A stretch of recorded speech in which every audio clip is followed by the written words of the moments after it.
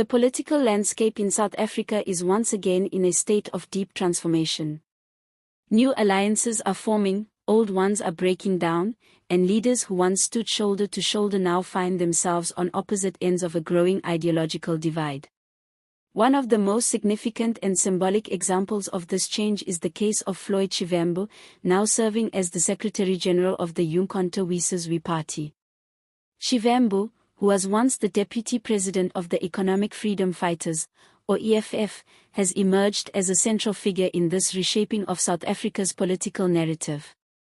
In a recent emotionally charged and deeply revealing interview with Mzwandile Mbij, the political editor of SABC News, Shivambu opened up about his frustrations, ideological concerns, and his party's vision for the future. His words were not delivered with reckless emotion, but with a grave, calculated, and almost methodical tone that made it clear he was not speaking out of bitterness or confusion, but rather from a place of deep principle and concern. To fully understand the weight and meaning of Shivambu's interview, we have to take a step back and look at how he arrived at this point. Floyd Shivambu was a founding member of the EFF, one of the original intellectuals and strategic minds behind the party's formation. He served faithfully and loyally as deputy president under Julius Malema, and together they built the party into a formidable force in South African politics. The EFF branded itself as a radical, militant, and revolutionary voice for the poor, the marginalized, and the economically excluded. It was unafraid to challenge the status quo, and it openly opposed what it called the neoliberalism of the ANC government. For years, Shivambu defended the EFF's positions and stood firm in the face of controversy. But now, he finds himself on the outside of the party he helped build, and he has not shied away from explaining why. In the interview, Shivambu made it clear that he is deeply troubled by the ideological direction that the EFF is currently taking. He described his confusion and dismay at what he sees as contradictions in the party's political stance. He said, and I quote, "It is very difficult to understand the political and ideological position of the EFF currently." These words were not spoken lightly.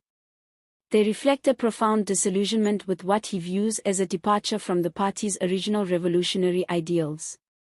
One of the main issues he raised is the EFF's decision to align itself with the so-called Progressive Caucus in Parliament. This caucus includes several left-leaning parties and formations, some of which are closely linked to the ANC. By joining this caucus, Shivambu believes the EFF has compromised its claim to being a radical opposition force. For Shivambu, the heart of the matter lies in ideological clarity and political honesty. He questioned how a party that claims to be revolutionary can simultaneously form alliances with formations that are either directly or indirectly part of the ANC's broader power network. To him, this raises questions about whether the EFF is truly committed to fundamental change or whether it is simply playing political games to remain relevant in a complicated political environment. He pointed out that when the EFF was first established, it was done so as a radical alternative to both the ANC and the DA. It was never meant to be part of any coalition or partnership with what it defined as compromise forces. So to now see the EFF acting in concert with ANC-affiliated formations is not only confusing, but also, in his view, deeply disappointing and contradictory. But Shivambu did not just criticize the EFF.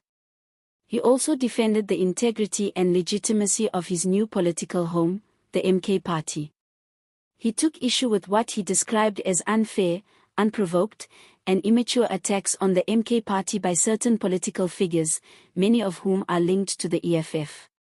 He explained that MK Party members have been called names, insulted, and even referred to as stupid by individuals he did not name but clearly implied had connections to his former party. He viewed these insults as personal attacks that are not only politically unnecessary but also reflective of a broader intolerance that is plaguing the country's political discourse. According to Shivambu, such attacks are designed to delegitimize the MK Party and to paint it as a threat rather than a legitimate political alternative. Shivambu went on to explain that the MK party is not just a reactionary formation or a splinter group created out of bitterness or revenge. In his words, it is a justifiable political response to the failure of existing parties to uphold revolutionary principles and fulfill their promises to the people. He stressed that it would be a mistake to ignore the dissatisfaction and growing frustration that led to the formation of the MK party. According to him, the party's foundation is based on a recognition that the political system has failed the masses and that new, principled alternatives are urgently needed. He argued that to dismiss or insult the movement is to insult the very people who feel betrayed by the promises that were never kept. The timing of Shivambu's remarks is crucial. South Africa has just come through another election cycle, and the country's political map is being redrawn. The ANC's dominance is no longer guaranteed, and coalitions, new parties, and shifting loyalties are now part of the everyday political conversation. In this volatile and dynamic environment, Floyd Shivambu's words are not just the complaints of a disaffected politician.